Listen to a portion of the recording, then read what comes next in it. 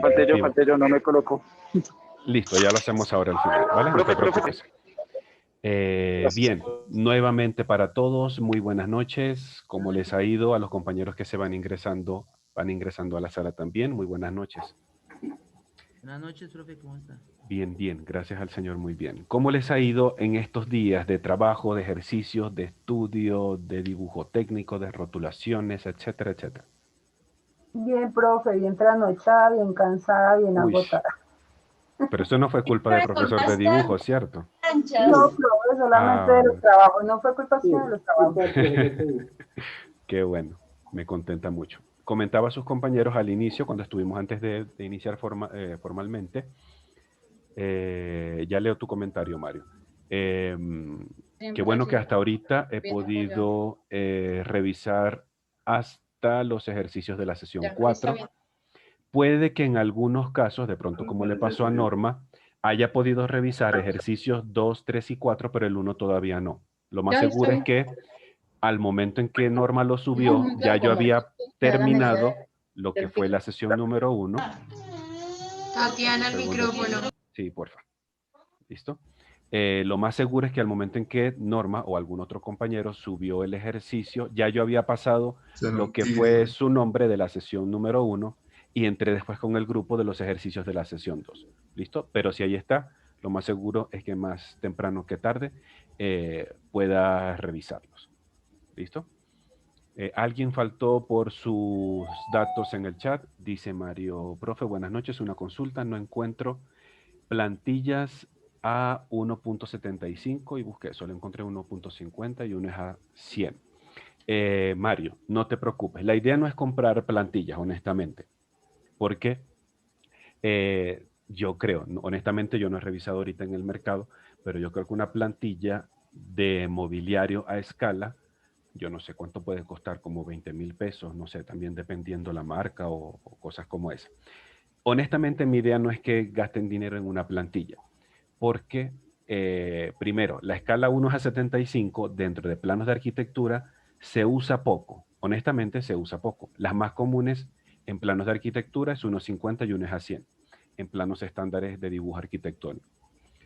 La sugerencia que les comentaba en la noche de ayer es que si de pronto tú quisieras, puedes dibujar en una hojita blanca, reciclaje o lo que tengas a mano, diferente simbología arquitectónica, pero a esa escala, a unas 75. Es decir, si vamos a dibujar una silla y la silla mide 50 por 50, pues agarro el escalímetro a escala 1:75, mido en el papel, hago ese cuadradito de 50 por 50 y empiezo a hacer los detalles correspondientes.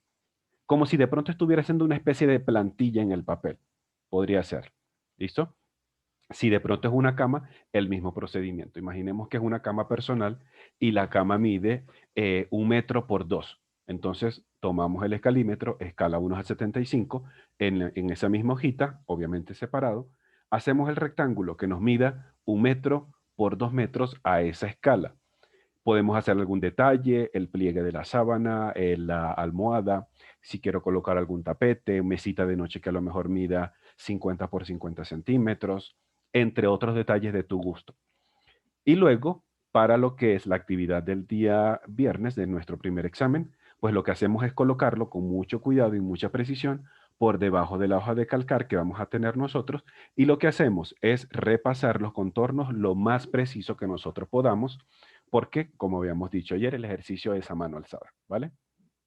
Eso puede servirte sin necesidad de comprar plantilla, no se preocupe. De todas maneras, también hay que tener en cuenta, no quisiera que hicieran, valga la redundancia, no quiero que hagan ese gasto de una plantilla, inclusive aunque sea escala 1:50 y 1:100, porque sabemos que hoy en día, a lo mejor dibujar planos arquitectónicos a mano, ya como que está intentando pasar un poco de lado. Ahora lo que se busca es realizar dibujos de manera digitalizada en programas posiblemente como AutoCAD, o de pronto tenga un programa tipo SketchUp o Revit o algún otro similar, que al final ya automáticamente me genere lo que es la representación como tal. ¿Listo?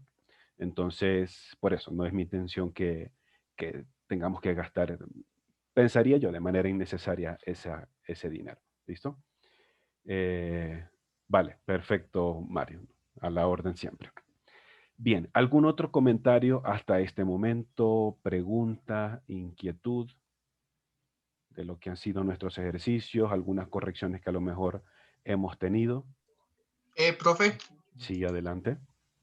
profe, ya mirando en la plataforma, se me hizo a mí en mis ejercicios corrección de los 2 y 3, mirando los comentarios que me hizo. En algunos entonces le podía enviarle la foto ya mejor, porque pues algunas sí yo vi que sí, que creo que su me alcanzó a percibir, a pesar de la calidad del escáner, profe. Pero, ¿cuál era la observación particularmente, perdón? Por ejemplo, profe, en el del ejercicio 2, me menciona que, digamos, bueno, en el de hice en el ejercicio 1, que mejorar los dibujos, que era lo de las siluetas. Esa sí, yo creo que eso me se la alcanzó a captar porque ¿La de las me hizo un personas? comentario. Sí, ese sí yo sé que me quedó un poco feo porque pues me se la alcanzó a percibir a pesar de la calidad del escáner. En otro donde decía que deben quedar en el segundo ejercicio, que deben estar del mismo tamaño y todo eso. Entonces, yo estoy viendo los comentarios, profe, de los ejercicios ahí, de las que le digo que estaba con la nitidez mala. Entonces, en ese de los ejercicios yo no le tendría que me enviarle nada, profe, porque No, pues no, ya me tranquilo. los comentó. Sí, Listo. listo. Porque tú Y en creo el que ayer me tercero, habías dicho, perdón, disculpa que te ataje, Sebastián, creo que ayer me tranquilo. habías dicho que si de pronto me lo ibas a reenviar nuevamente porque la calidad creo que no te había salido muy bien. Y te dije, déjame revisarlos primero. Si yo logro ver los Sí. detalles importantes, listo, no hace falta. Sí, ahí de hecho, profe, en los comentarios pues me di cuenta que no habría que enviar su mensaje nada.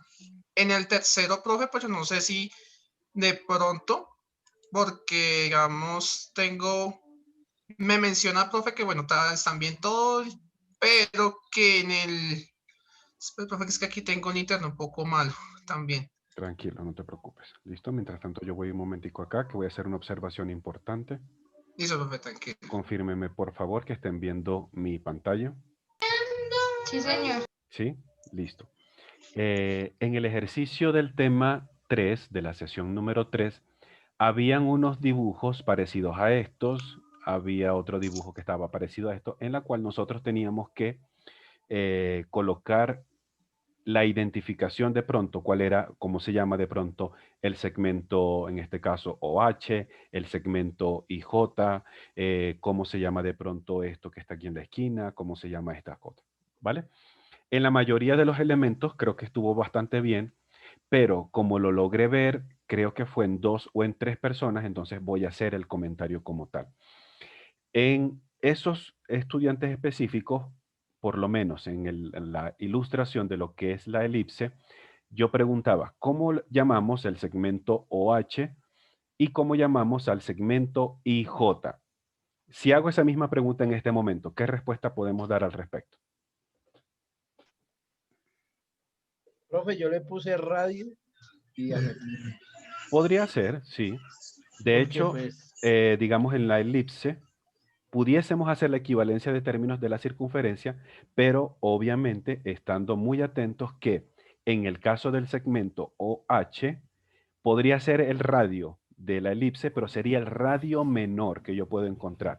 Porque obviamente, si yo empiezo a trazar ese mismo tipo de trazos acá, voy dándome cuenta que este radio va aumentando de tamaño hasta que llega un momento que vuelvo a hacer este radio mayor, que en radio este mayor. caso sería el OJ, y luego si sigo trazando, entonces ahora se van haciendo otra vez pequeñitos, se van haciendo más cortos, hasta que vuelvo al del medio y se hace similar al que está arriba, que es el radio menor. ¿Listo? Entonces, en una elipse pudiésemos tener ese mismo tipo de análisis que encontramos un radio menor y un radio mayor o un diámetro menor que vendría siendo el eje menor o un diámetro mayor que vendría siendo el eje mayor de la figura. Lo que sí definitivamente no es ni esto es un perímetro. ¿Cómo podemos definir el perímetro rápidamente? Es la medida de toda la El circunferencia. área. El área no, sino La medida de toda la circunferencia que explicaba Ajá. el profe, El área no cómo coger propiamente. un hilo. Ajá, el El área, borde de la circunferencia es el perímetro. exactamente. La línea negra, esta línea negra que me hace en este caso la silueta elíptica o en este caso que me hace la silueta circular, esas son propiamente los elementos a los cuales yo puedo calcular el perímetro. Es como si yo tuviese eso hecho con un cordón o una pita o algo y cortamos eso, lo extendemos, tomamos la cinta métrica y lo medimos. A eso podemos conseguir el perímetro. Si fuese de pronto el área, sería en este caso de la elipse, todo lo que está sombreado de color, esto será como un rosado o algo así, lo que está sombreado de color rosado. En el caso de la circunferencia, todo lo que está sombreado aquí de amarillo es lo que yo puedo encontrar como área, ¿vale? Entonces, tengamos esa observación o ese elemento muy en cuenta, porque sí creo que encontré en 2 o en 3 compañeros que habían dicho que estos segmentos eran perímetros. Ya sabemos que definitivamente eso no es perímetro. Si fuese en Profe, todo caso, ya te doy la palabra, en todo caso, alguna figura recta, el perímetro va a ser la sumatoria de todos los lados. Si esto mide 4 y esto mide 3, el perímetro de este rectángulo va a ser 3 más 4 más 3 más 4. El resultado de esa sumatoria, entonces ahora sí, es el perímetro. ¿Listo? Lo mismo pasa con un triángulo, con un hexágono, con un heptágono, con otra figura cualquiera. ¿Vale? ¿Alguien iba a comentar algo rápidamente? pues que básicamente entre el círculo y el elipse, digamos que son los mismos términos, radio y perímetro, pero pues la Podríamos diferencia hacerlo, es sí. que en el círculo el diámetro son 2 veces el radio, pero en el otro ya sería otro tipo de fórmula para sacar Ajá, es otro tipo de racionamiento. porque ya los radios son Exactamente. diferentes, ¿no? Ujú. Por eso, ese tipo de análisis que comenta Oscar, Oscar es que estaba comentando, ¿cierto? Sí, señor. Ese tipo de razonamiento que estaba haciendo Oscar es correcto. En la circunferencia es así. La longitud de lo que es el radio y la longitud que corresponde al diámetro, el diámetro, viéndolo en una fórmula matemática, es 2 multiplicado por el radio. Literalmente es así. O decir lo mismo, radio más radio. Es exactamente lo mismo. Si es lo contrario, si fuese el radio, entonces sería el diámetro dividido entre 2. Sería exactamente lo mismo. Pero esto solamente aplica para una circunferencia. Para una elipse no manejamos ese tipo de razonamiento matemático. Ya en esto, pues nos tocaría utilizar algún otro tipo de análisis geométrico matemático en el caso que queramos establecer alguna fórmula para esto. ¿Vale? Profe, yo fui el que puse, bueno, yo fui uno de los 3, creo, que puse eso Ujú. porque precisamente sabía que no era el diámetro, ¿sí? Ajá. Pero, y no sabía tampoco cómo ponerlo, entonces por eso puse pues perímetro sabiendo claramente que no era un perímetro. Oh, entonces no ¿Sí tenías me que estoy- ponerlo. ¿Cuál ¿Listo? cuál era la respuesta? ¿Qué pena? Para esto, Diámetro por mayor ejemplo, y diámetro si es el segmento OH, podemos colocarle un diámetro menor. radio. Diámetro menor. Perdóname, radio menor, disculpa. Radio Sí, menor. radio menor, exacto. ¿Listo? Si fuese el segmento JI o IJ, sería entonces el diámetro mayor o, como encontramos en muchos libros, el eje mayor de la elipse. Por lo general, en lo que es la elipse, ya no utilizamos tanto los términos de radio y diámetro, sino que utilizamos literalmente la palabra ejes. ¿Listo? O sea, la respuesta era eje de la elipse. Eje mayor, y en el caso del otro podría ser la mitad del eje menor, o podríamos decir también el radio menor de la elipse. Igual también era válido cualquiera de esos términos. Ok, ¿Listo? ok. Perfecto. Profe, Vale, profe, gracias. A la orden. ¿Alguien iba a hacer algún otro comentario adicional? Perdón. profe, qué pena con su merced. No se preocupe. Profe, entonces, digamos, en mi caso, lo único, de ese ejercicio, es lo único que su merced me comentó que yo tuve mal fue cuando yo dije lo del EO, que era lo, no, el IJ, profe, que yo había dicho, no, OH, que yo había puesto altura. Entonces, ese es el único error que yo tuve, Ajá. entonces, Ok, sí, yo lo vi. sí, profe, en el último cuando su merced dice que el rectángulo estaba, y cuando su merced dice que no se ve el proceso de construcción, ¿es algo parecido a lo que su merced nos mostraba ayer? Ahí en Sí, Ajá, que por lo sea, menos ¿cómo? podamos ver de dónde viene la línea inicial, cómo trazamos los arquitos referenciales, cómo dibujamos la Mm, circunferencia, todo ese proceso. incluyéndole también, o sea, uno le asigne puntos a cada parte para de sustentar cómo salió esa figura, ¿sí? Sí, Es es la- como para yo poder observar rápidamente cómo fue el proceso de ah, construcción. ¿Vale? listo, profe, perfecto. Listo. Aquellos que de Entonces, pronto, en algunos casos los vi que quisieron haberlo hecho, remarcaron el contorno final de la figura o con un lápiz más grueso o con un rotulador o rapidógrafo, no está mal, ¿listo? Pero lo que sí no me gustaría que hicieran es que borraran las líneas que les sirvieron de referencia para dicha construcción, ¿vale? listo, profe, muchas gracias. Es para yo también poderlas observar. Perfecto. Vamos entonces a arrancar propiamente nuestra sesión de contenidos del día de hoy. Vamos a ver algo que tenía por acá. Ok, todavía no esto. En el día de hoy vamos a estudiar y vamos a trabajar lo que son cuerpos geométricos, en este caso cuerpos geométricos básicos. Hasta lo que fue nuestra sesión de ayer, hemos venido realizando dibujos de elementos que son literalmente bidimensionales. Es decir, son figuras planas, triángulos, heptágonos, pentágonos, cuadrados, rectángulos, circunferencias, entre otros. ¿Listo? Todo este grupo de figuras son figuras planas, hemos visto hasta este momento.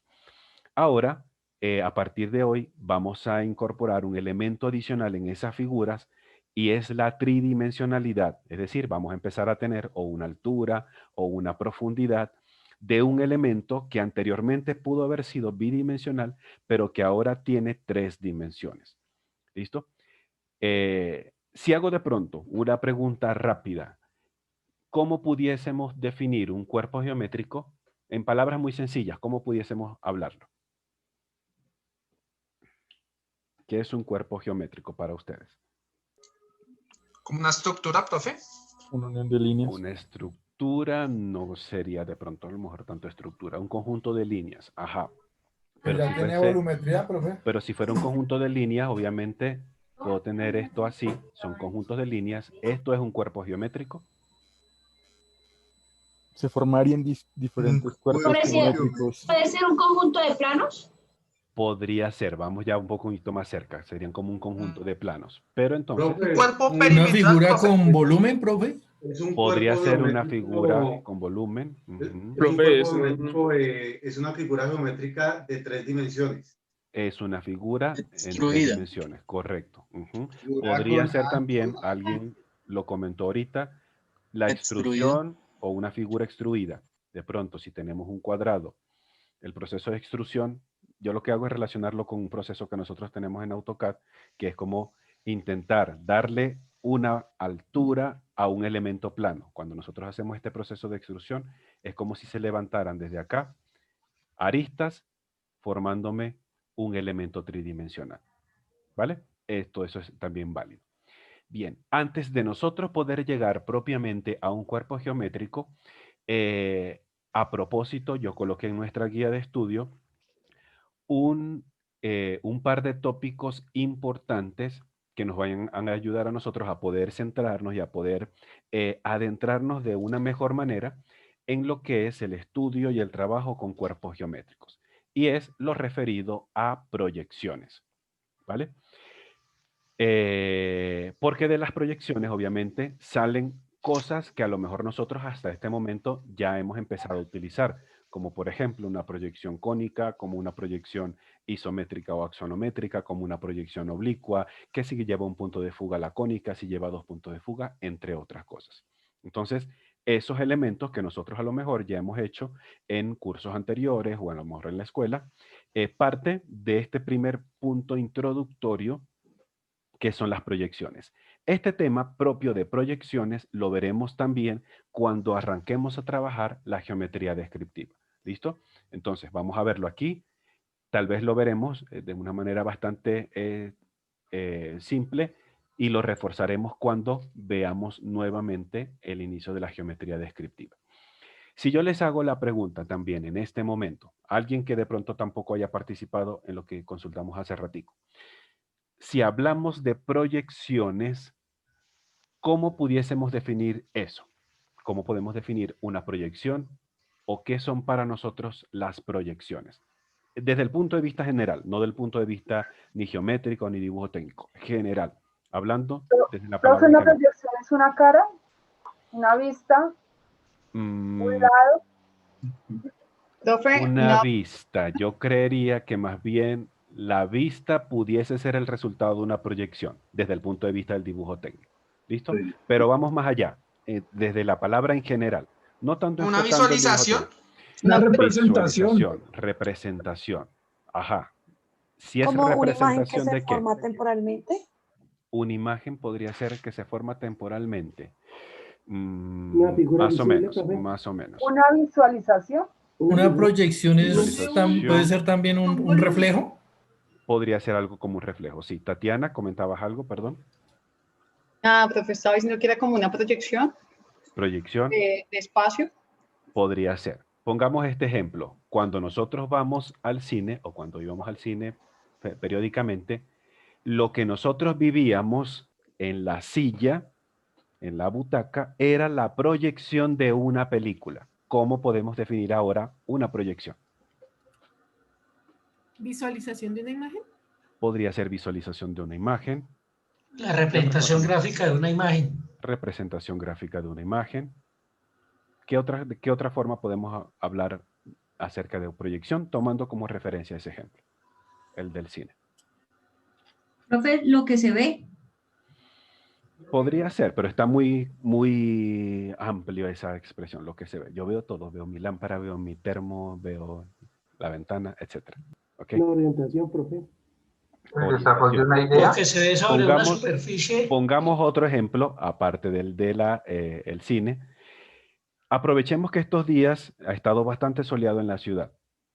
Por lo menos tomemos en una hora que pueda verse más cómodo, 11 de la mañana podría ser, o 3 de la tarde, que esté soleado. Yo estoy caminando y de pronto yo veo sobre la carretera, sobre el pavimento, mi sombra en el piso. Ese efecto es una proyección. Ahora, ¿cómo podemos definir una proyección? Pues, profesor. La observación de una figura sobre un plano, una superficie. Una imagen. Podría ser imagen también. Una chica iba a comentar por acá. Plasmar una imagen. La representación de algo gráfico. Representación de algo gráfico podría ser. ¿Listo? Muchas ideas están en sintonía con lo que es propiamente una proyección. Veamos entonces acá lo que nos menciona la guía de estudio. Generalmente hablando, una proyección es la representación gráfica de un objeto sobre una superficie. Entonces, si volvemos al caso del cine, la representación gráfica, ¿qué es lo que sería dentro del ejemplo del cine? Lo que se ve en las imágenes. La película. La película como tal, lo que se vería, exactamente. El objeto, ¿qué sería? La lona donde se proyecta. ¿El qué, perdón?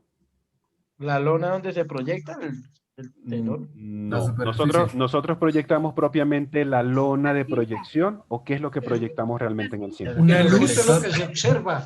La luz. La imagen. Normalmente en los métodos viejos de producción de cine, ¿cómo venían las películas? Honestamente yo no sé cómo vendrán ahora, pero anteriormente, ¿cómo venían? Acetato, en cinta. Era como un carrete, ¿cierto? Como una cinta. Eso iba lona. dando vuelta.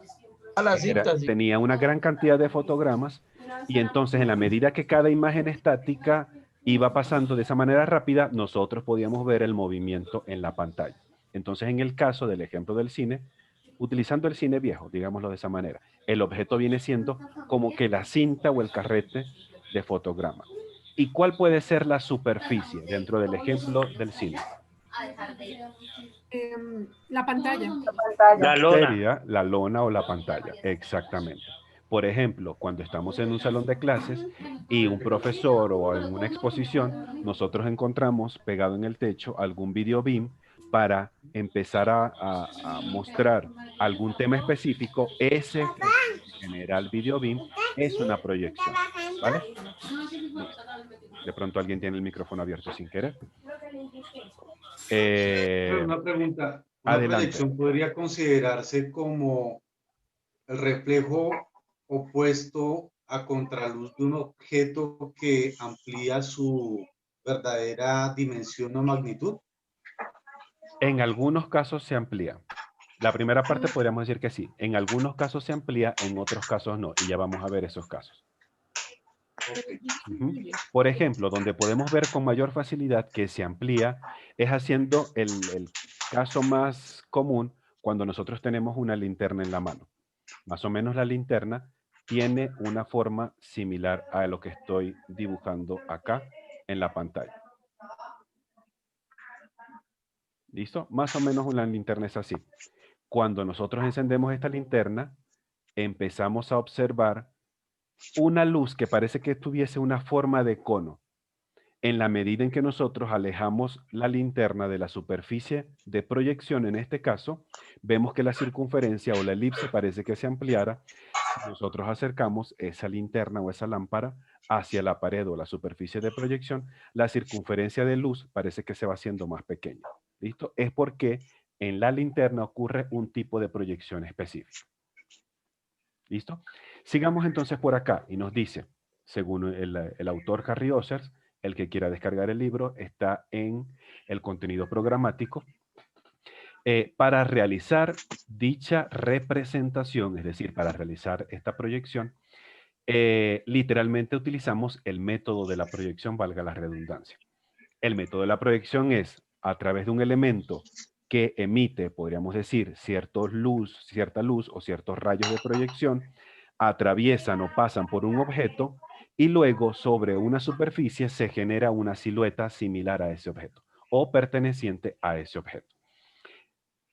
En cualquier tipo de proyección intervienen tres elementos que son imprescindibles para que exista proyección. Si alguno de esos no está, entonces no existe proyección alguna. Y vamos a ver cuáles son estos tres elementos. Para que exista una proyección necesito de primer elemento el punto de observación, o en algunos libros aparece como el foco de proyección. En este caso puede ser el ojo humano, puede ser un foco de luz, puede ser el ejemplo que dimos de la linterna. Si estamos en el caso del cine, puede ser la máquina que está cerca de los últimos puestos arriba, que emite esa luz para poder nosotros ver la película. Ese vendría siendo el punto de proyección. El segundo elemento importante en una proyección, obligatoriamente un objeto. En este caso, hablando del mismo ejemplo del cine, sería el carrete de cinta para que nosotros podamos ver la película como tal. Y por último, y no por eso menos importante, la superficie de proyección. Puede ser una pantalla, en algunos casos en libros de dibujo aparece como un plano de cuadro, puede ser un piso, una superficie cualquiera. Obligatoriamente, como decíamos acá, necesitamos que existan estos tres elementos. Si alguno de ellos no está, no puede haber o no existe proyección. Si de pronto estoy intentando hacer proyección, pero no tengo el punto de observación, no tengo ese elemento que me haga las veces como foco de luz, es como si estuviese en un cuarto completamente a oscuras. Entonces, en un cuarto completamente oscura, no puedo ver sombra de nada porque todo es penumbra. Si de pronto estoy en esa misma situación, pero no tengo el elemento al cual hacerle la proyección, obviamente no tengo ninguna sombra resultante. Es decir, no existe proyección. O si por el contrario no tenemos la superficie o el plano de proyección, entonces tampoco tenemos una proyección. Es decir, no hay pantalla de cine, no hay lona, es como si estuviese un hueco vacío y por mucho que la máquina aquí arriba empiece a proyectar con las mejores luces HD, super calidad o algo, obviamente no vamos a poder ver película porque no hay superficie donde se pueda observar dicha información. ¿Listo? Entonces, esos tres elementos siempre son imprescindibles. Algunos elementos que se observan a raíz de esta ilustración, los rayos de proyección.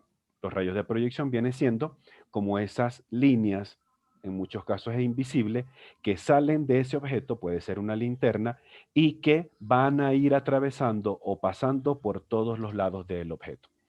Y obviamente la proyección resultante. Podría ser la sombra, podría ser la película como tal, volviendo al caso del cine. ¿Listo? Dice por acá, el proceso consiste de la siguiente forma. Desde el punto de observación se emiten rayos de proyección. Es decir, tengo una lámpara y se emite esa luz, los cuales pasan por todos los puntos del objeto. Pongamos que de pronto tengamos la linterna.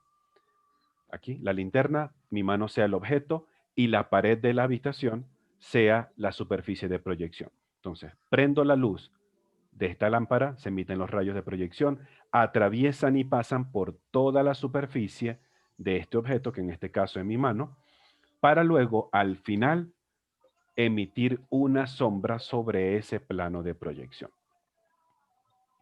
Nosotros podemos encontrar diversos tipos de proyección cuando alguno de estos tres elementos varía o cambia.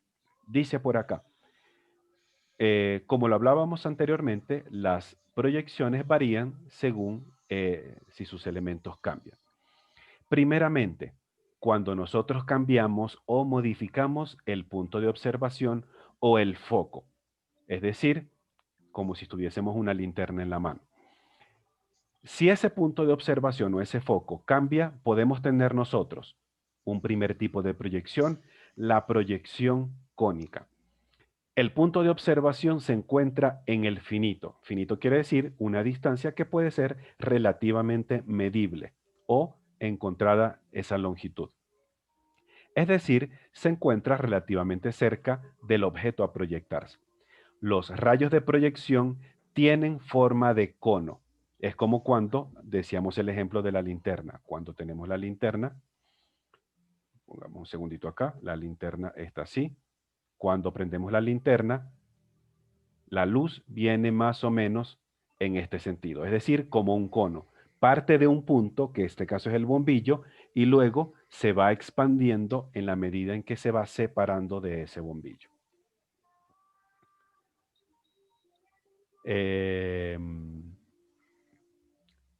Dice por acá Mario, profe, qué pena la interrupción, sería como el mecanismo del reloj de sol.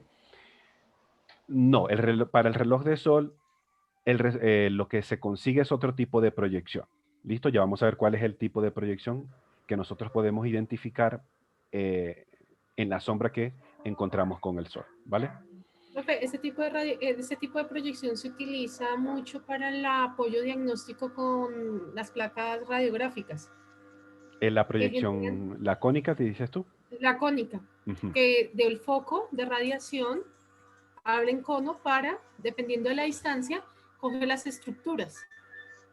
Podría ser. No lo he visto honestamente, Wendy, te soy sincero, pero podría verse el caso en lo que nos comentas. Si por alguna casualidad consigues alguna ilustración ahorita y nos quieras compartir, excelente. Ah, claro que sí, yo trabajo en eso. ¿En serio? Mejor todavía. Ya tenemos quien nos haga las placas cuando nos haga falta. ¿Listo? Aquí está lo que comentaba un compañero hace unos minutos atrás. El tamaño de la proyección es diferente al objeto real. ¿Qué quiere decir? Si nosotros volvemos al caso de la linterna en la mano como tal y la pared o la superficie, si nosotros alejamos la linterna del objeto, la sombra de la mano se va haciendo cada vez un poquito más pequeña, cada vez un poquito más pequeña. En la medida en que esa lámpara o esa linterna se vaya acercando a mi mano, el resultado de la proyección va a ser mucho más grande. Entonces, en el caso de una proyección cónica, el resultado de la proyección siempre es de un tamaño distinto al objeto real.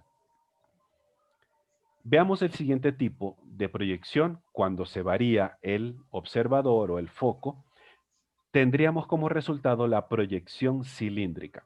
En este caso, una proyección cilíndrica, el observador se encuentra en el infinito, es decir, la distancia entre objeto y el foco de luz está prácticamente a una distancia que yo no puedo medir.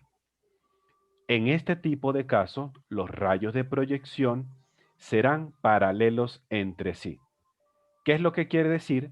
Que entonces el tamaño de la proyección suele ser al mismo tamaño del objeto real. En este caso, si intentáramos hacer un mismo ejemplo con mi mano bajo una proyección cilíndrica, cuando esos rayos de proyección atraviesan paralelamente todo el objeto, el resultado, la sombra sobre la pared, va a ser exactamente el mismo tamaño de mi mano.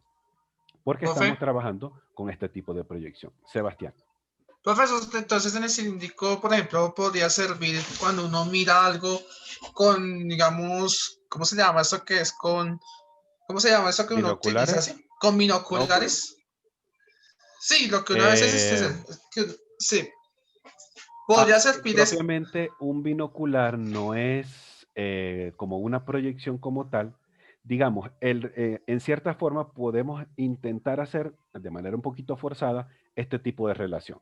¿Listo? Porque cuando nosotros vemos a través de los binoculares, en algunos casos, creo que he visto yo, el resultado siempre se aprecia un poquito más grande a mis ojos. Aunque esté distante, se ve siempre un poquito más grande a mis ojos si yo no lo tuviese puesto. Cuando yo lo tengo puesto, siempre aumenta de tamaño. Pero siempre teniendo en cuenta que lo que es el binocular como tal no es propiamente una proyección. ¿Listo? Para que no vayamos a perder de vista el esquema como tal. Por último, tenemos una proyección radial. Este tipo de proyección no es común en planos de dibujo técnico, ni por lo menos arquitectónicos no. Se utilizan en otro tipo de áreas como lo es propiamente en la geografía. Por eso, en la ilustración no me esmeré en colocar ningún tipo de proyección radial porque para efectos nuestros, digamos, no tiene mucha incidencia. Normalmente en lo que es arquitectura o dibujo técnico arquitectónico, nosotros podemos utilizar fácilmente una proyección cónica, que lo hemos trabajado posiblemente cuando hacemos dibujo con un punto de fuga, con 2 puntos de fuga, hasta con 3 puntos de fuga. Y en proyección cilíndrica, lo que nosotros hemos hecho cuando hacemos una vista en planta, una vista en fachada, una vista en sección o en corte, una vista lateral del objeto, ese tipo de representación viene a raíz de una proyección cilíndrica. ¿Listo? Entonces tenemos acá la ilustración que nos ayuda a mostrar estos dos tipos de proyecciones. En el caso de la izquierda, la proyección cónica. En el caso de la derecha, una proyección cilíndrica. En el caso de la izquierda, que son cónicas, la distancia entre objeto y foco o el punto de observación, hay una distancia determinada o es relativamente conocible esa distancia entre lo que es el foco y el objeto, hablando en una proyección cilíndrica. Esta distancia no se conoce y es como si estuviese en el infinito, es decir, está tan lejos que literalmente no puedo conocer esa distancia. ¿Perfecto? Bien, utilizando ahorita solamente un segundo estos dos tipos de proyecciones, proyección cónica y proyección cilíndrica. Una pregunta, pero antes, obviamente, de responder, pensemos muy bien la respuesta porque tenemos que justificar, ¿vale? En el caso, cuando nosotros salimos a la calle y estamos en el efecto que produce el sol sobre la tierra, la sombra de nosotros aquí en el piso, en la ciudad, ese tipo de proyección, la que hace el sol en la tierra con los objetos, ¿en cuál de los dos tipos de proyecciones las podemos ubicar? ¿Proyección cónica o proyección cilíndrica?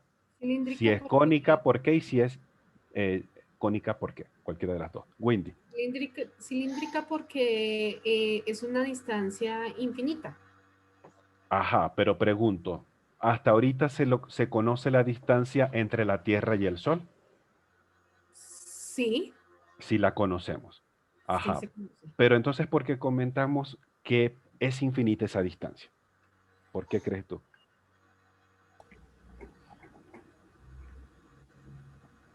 Por lo lejos y los rayos se dispersan. Entonces la radiación no va conjunta y cambiaría la forma de la proyección. Podría ser, vamos a ver. Vamos a decir que estoy considerando comprar tu idea. ¿Listo? Todavía no me siento completamente satisfecho. Dice Mario por el chat. Profe, es cónica por la apertura de la protección, o será, o proyección, de los rayos del sol. Proyección, profe, qué pena. Sí, tranquilo, de la proyección de los rayos del sol. No, ¿Quién compra la idea de Mario? ¿Quién cree que el sol hacia la Tierra es una proyección cónica? Veamos la característica de una proyección cónica. Profe, sí es cónica. El punto de observación está en el finito, es decir, hay una distancia relativamente medible entre o relativamente cerca entre el objeto y el elemento que emite los rayos. Por lo menos hasta ahorita conocemos la distancia. ¿Alguien dijo por ahí? Profe, yo pensaría que depende de la hora, es infinita, o depende de la hora, depende de la hora, es cónica, o depende de la hora, es cilíndrica. ¿Por qué pensarías tú eso?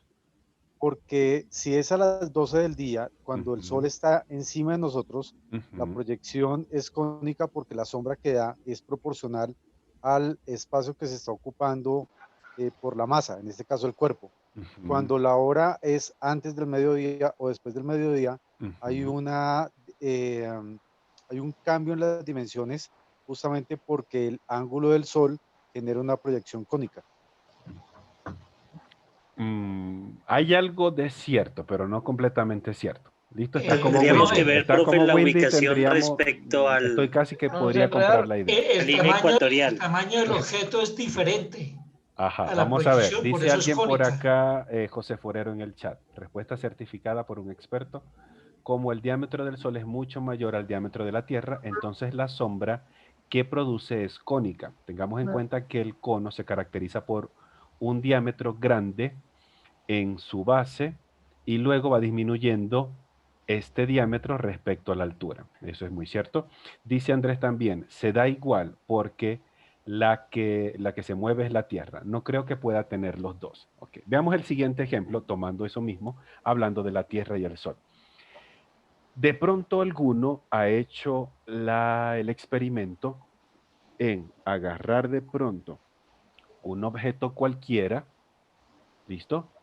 Por ejemplo, al mediodía o a las 11 o a las 3 de la tarde o algo, ¿ok? Pongamos de pronto el caso más diciente, como lo que comentaba ahorita, ¿cómo se llama el compañero? El que tiene el loguito de negro con amarillo. No puedo ver el Bermúdez, nombre. Eduardo Bermúdez. Listo, Eduardo. Si de pronto a las 12, cuando el sol está en su pleno cenit, es decir, en el punto más alto, la sombra que genera ese elemento en el pavimento o en la tierra suele ser del mismo tamaño del objeto o de un tamaño distinto. ¿Cómo creemos nosotros que es ese resultado? No. Es decir, el teléfono, en vez de verse como un teléfono, se ve como una tablet, por ejemplo. Cilíndrico, profe, es del mismo tamaño. Es del mismo tamaño, ¿ok? Veamos ahora, antes de poder dar alguna respuesta que nos satisfaga. Una pregunta. Sí, Diego, adelante. Es que si es del mismo tamaño, no es lo mismo ver digamos, un objeto a una altura mayor a verlo a una altura, pues digamos, menor. Ahí va a variar el tamaño. Pero en el caso de una proyección cilíndrica, sí. Es decir, el objeto, vamos a poner la ilustración nuevamente, si es una proyección cilíndrica, esta flechita yo la puedo mover hacia acá o hacia acá y el resultado va a ser exactamente el mismo. Lo que comentábamos acerca del teléfono a las 12 del mediodía. Juan, ya te doy la palabra. Si el teléfono yo lo pongo sobre mi cabeza o lo pongo pegadito en el piso, el resultado, la sombra que genera debería ser exactamente la misma, del mismo tamaño. ¿Listo? Pero entonces, antes de decir algo más, Juan, ¿ibas a comentar algo? Te doy la palabra. Sí, profe, pues no sé, es algo que estoy como analizando. Ajá, pero en el cuéntanos. caso del ejemplo del Sol, diría que el punto de observación es más grande que el objeto, ¿cierto? Va por ahí, exactamente. Entonces estaríamos hablando de una proyección cónica, pero invertida al ejemplo que que tenía en la hoja, pues viéndolo desde otro punto de vista.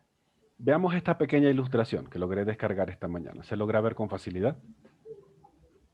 Sí, señor.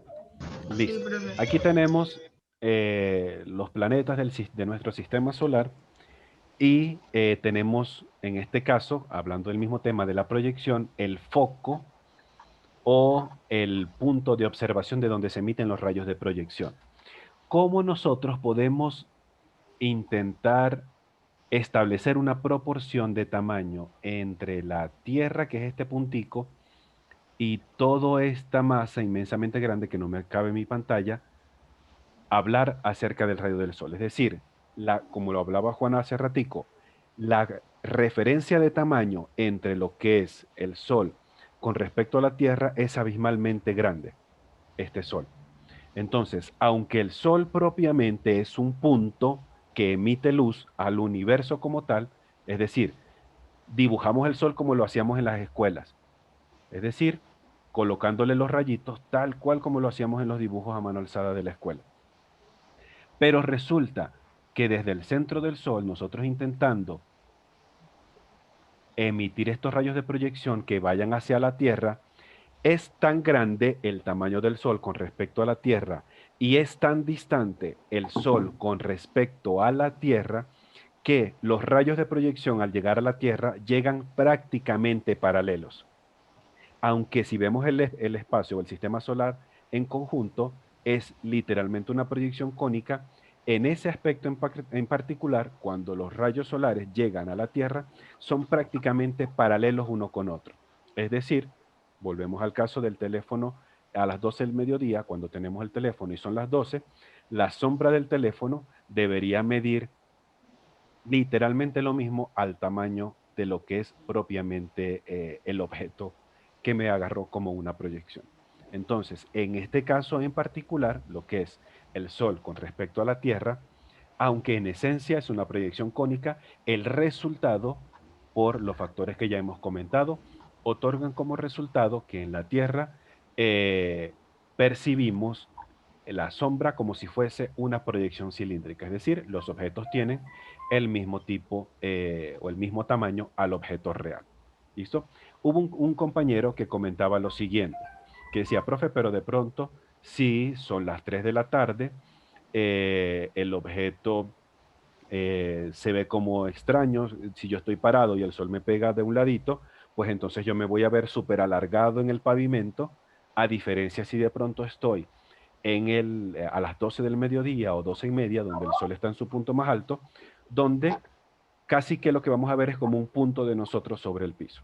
¿Listo? En este caso, no es que cambie tanto de proyección, sino que es la superficie de proyección que va a variar. Acuérdense que el Sol es el punto estático y lo que gira es la Tierra. Literalmente la Tierra es la superficie de proyección y la superficie es la que va a ir cambiando propiamente. Sigamos el siguiente y dice por acá, cuando nosotros variamos el objeto, obviamente, aunque suene muy evidente, cuando nosotros modificamos el objeto, obviamente el resultado de la proyección también varía. Si al principio yo voy a intentar hacer en el proceso de proyección un teléfono, pues el resultado de la proyección va a tener la forma del teléfono. Si de pronto yo cambio el objeto y ya no es el teléfono, sino que es un lapicero o un portamina, pues ya yo no voy a esperar que el resultado de la proyección sea un teléfono, porque evidentemente no lo es. ¿Listo? Dice Benjamín por el chat, en la hora de las 5 a 6 de la tarde mi sombra es muy alargada. Exactamente lo es, porque la superficie, la Tierra como tal, ha cambiado o ha girado de posición. Acuérdense que durante todo el día la Tierra está en constante movimiento de rotación y movimiento de traslación. Entonces, no es que el Sol empieza a cambiar o es que ocurre algo distinto con mi cuerpo, no. Es simplemente la superficie de proyección la que va variando. Me explico. Tenemos aquí de pronto el caso, intentando hacer la representación de una proyección cilíndrica. Si este es un objeto, vamos a decir el objeto es esto, y la superficie de proyección la tengo por acá, entonces hagámoslo de otro color pasan por acá rayos de proyección que llegan hasta la superficie y el resultado o la sombra es más o menos algo así. ¿Listo? Perfecto. Si de pronto la superficie cambia de posición, es decir, pongámoslo en otra forma, la superficie ya se encuentra, vamos a decirlo, con un ángulo diferente, que es lo que ocurre en la Tierra, el resultado de la proyección o de la sombra que nosotros vamos a encontrar posiblemente sea algo así. ¿Listo? Y es lo que nos pasa a nosotros cuando, por ejemplo, son las 5, las 6 de la tarde, las 3 de la tarde, que vemos nuestra sombra sobre el piso y nosotros nos vemos súper largos. No es que de pronto el sol cambió, no es que nosotros cambiamos, es que la superficie de proyección, que en este caso es la Tierra, empezó a hacer cambios de posición. Ya no tiene una posición específica como lo tenía a las 12, sino que empezó bajo su proceso o su movimiento natural, empezó a cambiar y por eso el resultado de la proyección es distinto. Ahí es cuando entramos en este punto 3, cuando se varía la superficie de proyección. Para nuestros dibujos, o por lo menos cuando dibujamos una vista en planta, una vista en fachada, una vista lateral, una vista en corte, normalmente nosotros usamos una superficie plana. Y además, esa superficie suele estar, digámosle de cierta forma, perpendicular a los rayos de proyección. Por eso que el resultado de nuestros dibujos suelen ser más o menos representaciones como estas, cuando utilizamos ese tipo de proyección. Veamos aquí abajito, cuando nosotros cambiamos esta superficie de proyección, tenemos básicamente dos tipos de proyección. Una es la proyección oblicua, y la otra es la proyección ortogonal. Es decir, la letra B, la proyección ortogonal, podemos de pronto asociarla cuando son las 12 del mediodía, y la proyección oblicua es cuando es una hora o antes o después de esa hora que obviamente todavía tengamos sol. Las 11, las 10, las 9, las 8 de la mañana, las 7 de la mañana, o la 1, las 2, las 3, las 4, las 5, las 6 de la tarde.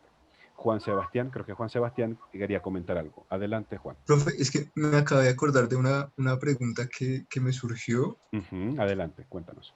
Digamos, en uno de los ejercicios justamente de esta sesión, aparecía la perspectiva oblicua. Correcto. ¿Sí? Y en la perspectiva oblicua, digamos, no tenía como un ángulo definido, o sea, no decía como a tal ángulo. Entonces lo que yo hice fue, pues, o sea, en la pantalla con el transportador, pues tratar de medir y me daba unos 45 grados aproximadamente. Ese es el ángulo que hasta ahorita vamos a trabajar para esa proyección.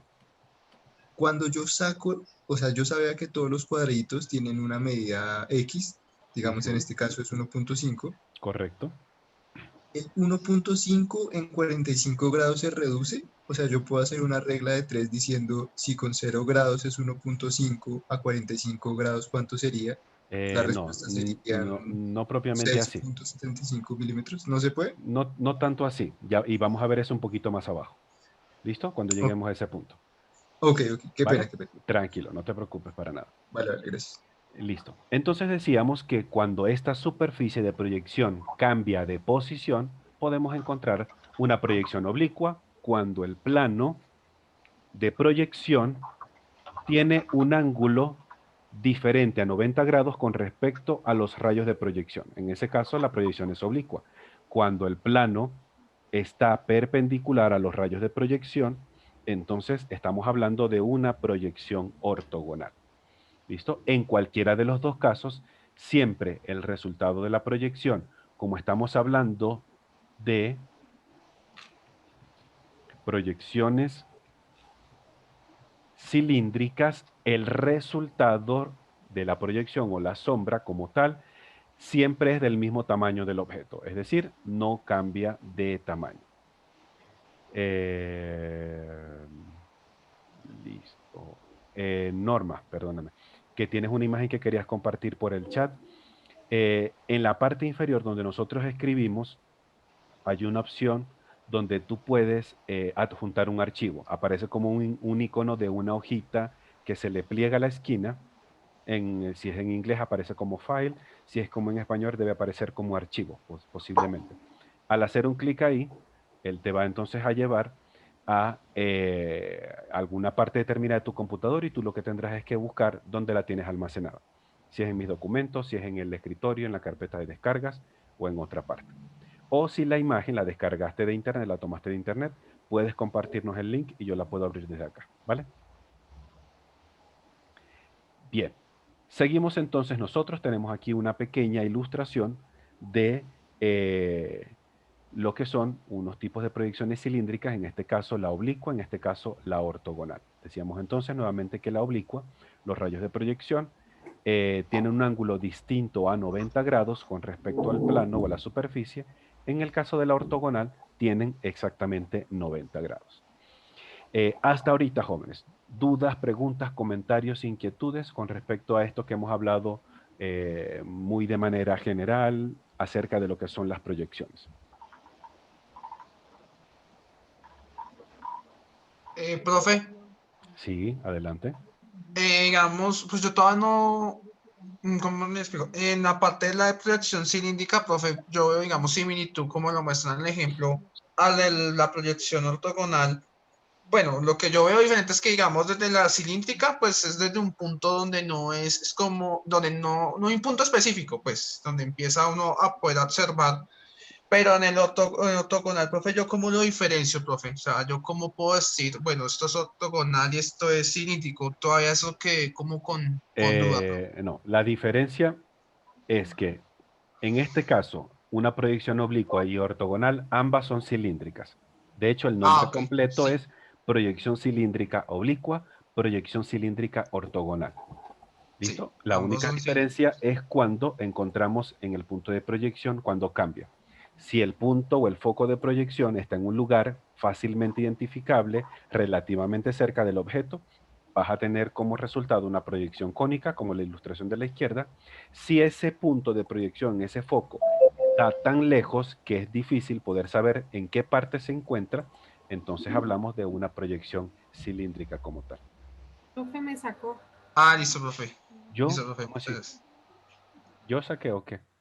Sí, me sacó de la clase. De pronto, Yo ¿estaba hablando no, mucho? no, jamás.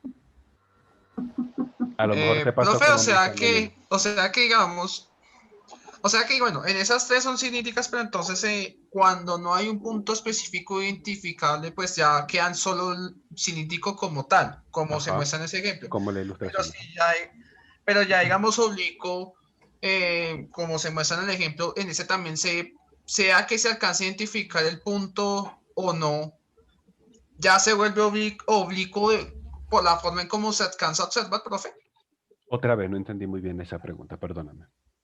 O sea, ya en el parte de proyección sí indica cuando, yo entendí que digamos cuando no hay un punto que se identifica, listo. Y en la parte oblicua, digamos, para que se muestre así como en el ejemplo, ¿se alcanza a identificar el punto específico? También, profe. En la cilíndrica no. El punto que te va a ayudar de referencia para emitir esos rayos de proyección está tan lejos que tú no lo puedes identificar. Ah, listo, o Entonces, sea, como en está los tan tres. lejos, no sé en qué parte del espacio del universo puede que se encuentre, o en mi parte de mi hoja de trabajo, entonces todos los rayos de proyección van a venir de algún lugar, no sé de dónde vienen, pero de algún lugar, de tal manera en que todos vienen exactamente paralelos unos con otros. Profe, ahí vi la imagen de proyecciones con rayos X. ¿Perdón? Ajá, ya lo vamos a mostrar. Norma nos había compartido por acá una fotografía donde mostraba como el efecto que produce el sol a una hora, pareciera por la sombra que fuera más o menos a eso del mediodía, sobre la superficie, en este caso la superficie de proyección, no es una superficie plana, es una superficie irregular, por lo tanto, el resultado de la sombra va a ser un poco más compleja la definición, porque obviamente es irregular dicha superficie de proyección. ¿Listo? Muchas gracias, Norma. Vamos a ver un segundo acá. La que nos muestra Windy. Ok. En este caso, un ejemplo de lo que son rayos X está, honestamente no sé cómo se llamará eso, pero es el elemento que emite como esos rayos de radiación que pasan por el objeto y al final genera como una especie de sombra que al final eso es como la placa, ¿cierto, Windy? Creo que es más o menos así el proceso. Sí, esa es la fuente, es como una linterna. Exactamente, ajá. Genera una luz, sino que esa luz es más fuerte, atraviesa el cuerpo y genera una imagen en una superficie, en tamaño real. Uh-huh. Entonces, si es Pero así... si vemos la proyección de luz, es como cónica. Ajá, es lo que te iba a comentar. Normalmente, es lo que me ha parecido a mí, cuando a nosotros nos hacen alguna radiografía, una placa, casi siempre como que el tamaño resultante de la placa casi que coincide con el tamaño real en este caso, de nuestro cuerpo, me da la impresión. Por tal deducción, yo de pronto pensaría que hablamos entonces de una proyección cilíndrica en ese caso, creería yo. Cilíndrica, o también podría ser lo por la potencia de voltajes que uno genera, que los rayos llegan perpendiculares. O podría ser lo siguiente, que creo que también funciona así. En el caso de la proyección, en este caso de una radiografía, la superficie de proyección, si no estoy mal, que me corrija Windy por favor, es lo que yo estoy dibujando aquí en rojo, ¿cierto? Sí, señor. Es decir, el plano de proyección está literalmente pegado al objeto que se va a proyectar. Entonces, ese tipo de razonamiento nos daría a nosotros a pensar que el resultado de la proyección, es decir, la placa o la radiografía, está casi que al tamaño real. Casi que al tamaño real. Sí, claro, porque es que no hay literalmente casi separación. Sí, cuando uno aleja la superficie o aleja el tubo, cambia la magnificación de la imagen. Ajá, es decir, ya la personita es como si saliera así. Qué dibujito tan feo, pero imaginemos que es una persona. ¿Listo? Cuando ese panel o esa superficie de proyección, como dice Windy, se va alejando de la persona o del objeto, entonces empiezan a salir imágenes como un poco más grandes, pensaría yo. Sí, señor. ¿Cierto? Es así. Exactamente. Sí, entonces, sabemos entonces de primer momento que en este caso, en la ilustración que nos mostró, es una proyección cónica, pero que cuando esa pared o ese panel de proyección está literalmente pegado al cuerpo humano, entonces el resultado va a ser casi que idéntico la placa con la persona a quien le tomaron la placa. Casi siempre. ¿Listo? Tengamos en cuenta también eso. Muchísimas gracias, Windy, también por ese aporte. Bueno, había buscado unas ilustraciones acá en función a lo que había comentado Sebastián. Obviamente, cuando trabajamos con objetos en perspectiva cónica, pues siempre hay un punto, aunque esté un poco distante, que es el que nos va a dar ese tipo de efecto. Por eso el resultado siempre va a variar de tamaño. El objeto no se va a apreciar literalmente como es, sino que va a tener un tamaño distinto. Es como cuando a veces nosotros tomamos una fotografía o con nuestro teléfono o con alguna cámara fotográfica y vemos de pronto esos puntos de fuga.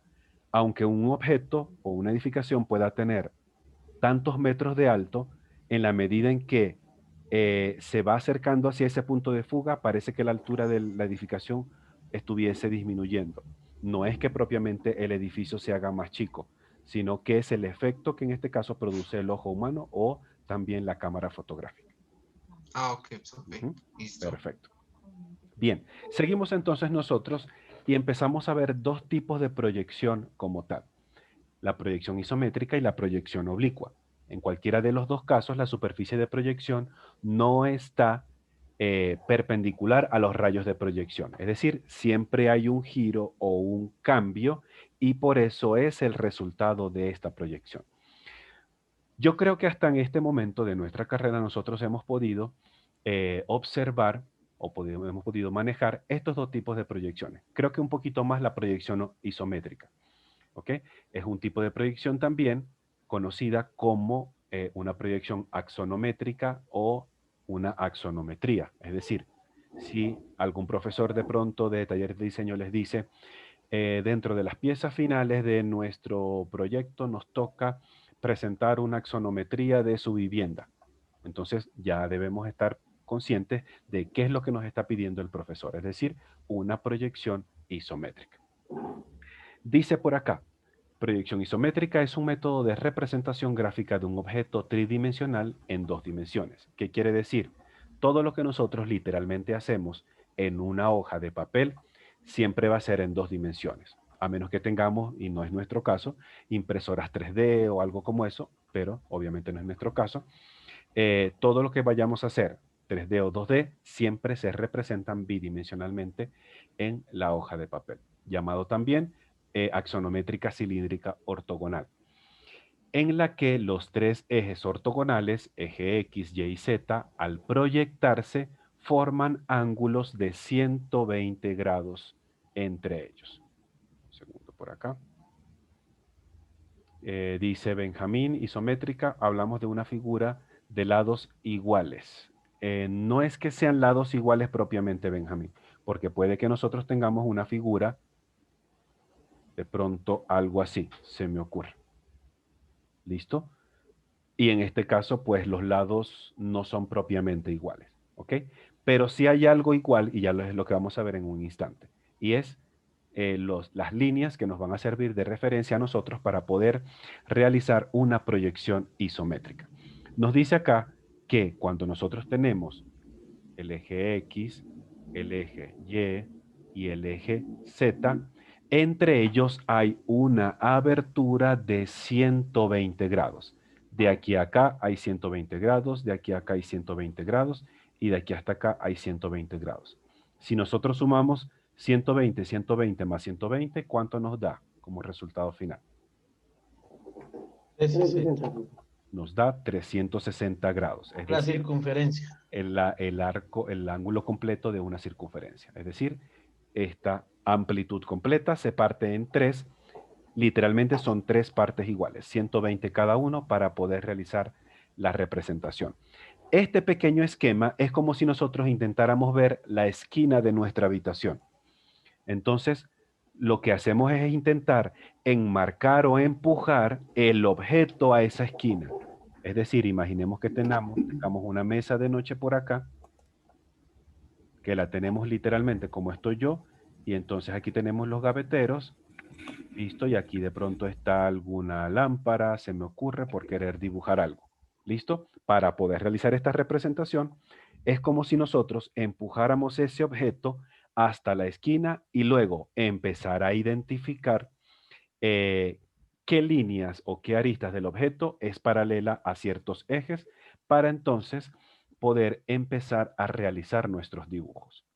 Profesor, Sí, adelante. precisamente por eso le decía, yo le comentaba que en el caso de hablar de isométrico eran los lados iguales, por eso era.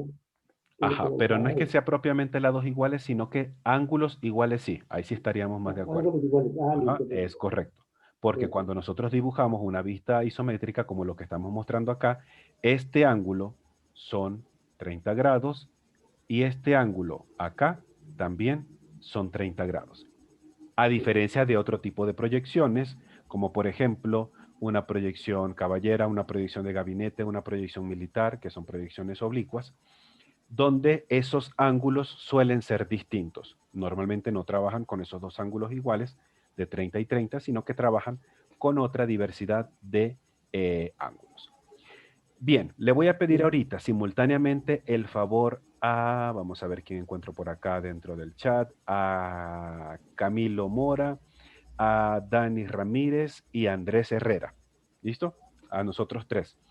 Vamos a identificar en este objeto que tenemos ahorita en pantalla cuáles aristas son paralelas a los ejes determinados. Es decir, en el caso de Camilo, con un lápiz en su computador o en su teléfono, en color azul, nos va a decir qué aristas de este objeto es paralela a este eje azul, que es el eje X. En el caso de Dani Ramírez, vamos a intentar identificar qué aristas del objeto es paralela a esta línea verde o el eje Y, y en el caso, creo que había dicho Andrés Herrera, ¿cierto? En el caso de Andrés, vamos a ver qué líneas o qué aristas de este objeto son paralelas a este eje Z. ¿Listo? Hagámoslo simultáneamente, cada quien con el color respectivo a su eje, a ver cómo nos queda de resultado este análisis. Rápidamente. Ah, listo, déjeme habilitarle, creo que me falta algo por acá. Un segundo.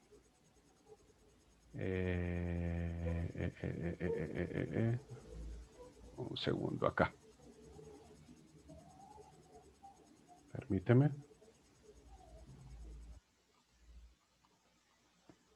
Y creo que ya se debería. Inténtenlo a ver. ¿Listo? Excelente.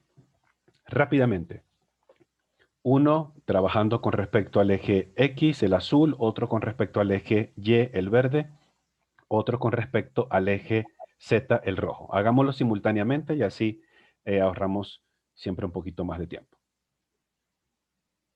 Procuremos en la medida de nuestras posibilidades abarcar solamente desde dónde hasta dónde. ¿Listo?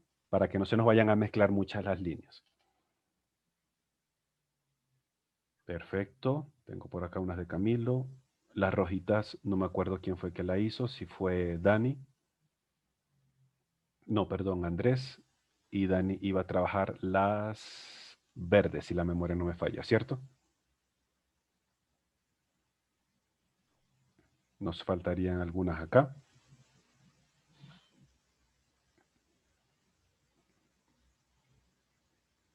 Veamos entonces. Nos faltan otras por identificar. Ahí tenemos unas, perdón, a mano izquierda, en el centro. Y a la derecha.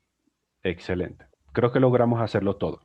Nos faltó de pronto algunas, sin contar de pronto las aristas que están por detrás, las que no están visibles al observador. Solamente enfocándonos en las aristas que están visibles. ¿De pronto nos faltó alguna? No, profe, no se ve como si les hubiera faltado. Creo que están todas completas. Yo también creo que están todas completas. ¿Listo? Sí, profe, sí. Entonces, sí, están todas, profe. En este caso, cuando nosotros trabajamos una perspectiva isométrica, una ayuda que yo creo que les puede servir muchísimo es poder identificar de su volumen o del sólido qué aristas o cuáles aristas van a ser paralelas a determinados ejes. Una vez que ya nosotros podamos haber hecho ese ejercicio, que es lo que acabamos de hacer en este momento, ya es cuestión simplemente de empezar a utilizar las escuadras. Entonces, habíamos dicho, y lo veremos más adelantico, que tenemos una pequeña línea de referencia para lo que es el dibujo de isometrías, para hacerlo aún más sencillo, una pequeña línea de referencia horizontal. De esta línea vamos a tener acá la primera línea inclinada de referencia, la cual está a 30 grados.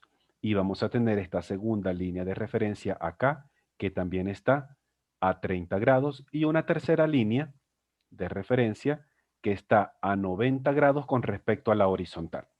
Esos, cuando trabajamos en isometría, van a ser nuestros tres ejes de referencia. En el caso, pongámoslo con el color correspondiente, en el caso del eje Z es cuando trabajamos este que está acá. Vamos a borrar tantos garabaticos, así. Cuando trabajamos el eje Z, vendría siendo esta que está acá. Cuando trabajamos el eje X, trabajamos esta que está acá. Y cuando trabajamos el eje Y, trabajamos esta referencia que está acá. Y normalmente partimos siempre de una línea base horizontal para poder indicar acá 30 grados y 30 grados. Ya que estamos trabajando con estos ángulos específicamente, una sugerencia de mi parte hacia ustedes es que para poder empezar a manejar las escuadras y empezar a realizar el desplazamiento respectivo, podamos utilizar acá una escuadra de 30-60 grados en este lado con la punta más angostica y abajo que nos pueda servir de pronto de apoyo la de 45 grados puede ser o aquellos que tengan en casa la regla T también nos puede servir, es decir, borremos un segundo acá, permítame un segundo, borramos esto y en el otro caso podría ser que tengamos una regla T en nuestra mesa de trabajo. Aquí tenemos esta formita más o menos. Suele ser así. Y es la escuadra propiamente la que se va moviendo a la derecha o a la izquierda para empezar a trabajar el paralelismo en las líneas. Utilizo la escuadra de este lado para poder trazar todas estas líneas que vayan en concordancia con esta parte de la regla. O puedo mover la escuadra hacia el otro lado. No me quedo completamente derechita, pero imaginemos que sí. ¿Listo? Para entonces trabajar las líneas del dibujo, en este caso estas, esta y esta, que sea paralela a esta parte o a esta orillita de lo que es nuestra regla. Ya cuando es la línea vertical, la que es a 90 grados, pues con cualquiera de las dos escuadras puede ser. Puede que utilicemos la de, igualmente la de 60-30, o puede ser que utilicemos la de 45 grados. No hay problema con ello, porque ambas aquí tienen 90 grados para realizar nuestros dibujos. ¿Listo? En el caso de la proyección oblicua, dice por acá, desde el punto de vista de dibujo, en este tipo de proyección, existe un plano o cara del objeto que es o que está paralelo al observador, y la profundidad del mismo se representa bajo una inclinación no determinada como tal. Dice por acá Benjamín, teniendo las reglas de las escuadras no se mueven de izquierda a derecha para las líneas o no. No entendí muy bien la pregunta, Benjamín. Es decir, si tenemos una regla T, normalmente esas solemos tenerla, casi siempre la fijamos a nuestra mesa. Correcto, sí. Y la escuadra, sea 45, sea 30, dependiendo cuál sea la que estemos utilizando, es la que solemos mover a la derecha o a la izquierda para empezar a trazar todas las líneas paralelas a ella, dependiendo del tipo de escuadra que estamos utilizando. Sí, profe, lo que le quería decir era que si la costumbre era, o la recomendación era moverlas solamente de izquierda a derecha, o se puede en ambos sentidos. No, Para hacer claro, las líneas, obvio. para A las veces llegaran momentos, obviamente yo trabajaba poquito con regla T. Sí trabajaba, pero trabajaba poquito, honestamente hablando.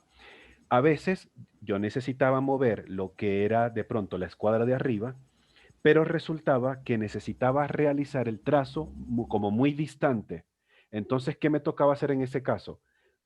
Dejaba fija la de arriba, donde se me había terminado el apoyo, y el apoyo, valga la redundancia, la regla de abajo, la movía o a la derecha o a la izquierda para entonces seguir trasladando o haciendo las funciones de corredera con esa escuadra que me faltaba. ¿Vale? Entonces eso lo podemos hacer. Hago también otro paréntesis referido a lo siguiente. Esta mañana una de las compañeras me dijo, profe, ¿y de pronto será que podemos, en vez de utilizar una escuadra de 30 a 60 grados, utilizarla de 45? Podríamos utilizarla, pero vamos a hacer la acotación por acá y utilizamos la misma ilustración. Pero teniendo en cuenta lo siguiente. Listo, la escuadra más o menos va a tener esta posición acá, y obviamente al tener un apoyo, sea una regla o sea la escuadra, más o menos van a tener este tipo de ubicación. Es decir, no vamos a contar con una línea, que es la que me iba a hacer esta, con una línea horizontal, sino que ahora va a ser una línea inclinada cualquiera, solamente para cumplir con la necesidad de que esta parte de la regla coincida con esta parte del segmento. Ojo, es posible utilizarlo así, pero considero que es mucho más ventajoso, mucho más práctico para nuestros dibujos, contar siempre con una regla de apoyo que nos haga o que nos ayude a trazar la horizontal de referencia y que sea la de arriba la que se vaya desplazando a la derecha o a la izquierda, o que tengamos que voltear, sea el caso, si utilizamos una escuadra de 30 y 60 grados. Lo que sí definitivamente no es a 45, por lo menos no en isometría, es este ángulo de acá. Esto, 45 grados no es. Son 30 grados solamente. Este ángulo es el que nos ayuda a nosotros a poder conservar los mejores detalles de un dibujo como tal sin que sufra ningún tipo de distorsión en el dibujo o ningún tipo de deformación cuando realizamos en el dibujo. A diferencia de otras proyecciones o de otros dibujos, como por ejemplo las oblicuas, donde si trabajamos con ángulos a 45 o a 20 o a 60 grados, pero que necesito la profundidad, establecerle un factor de reducción para que al final el resultado no aparezca como deformado. ¿Listo? Y ya lo veremos en un instante.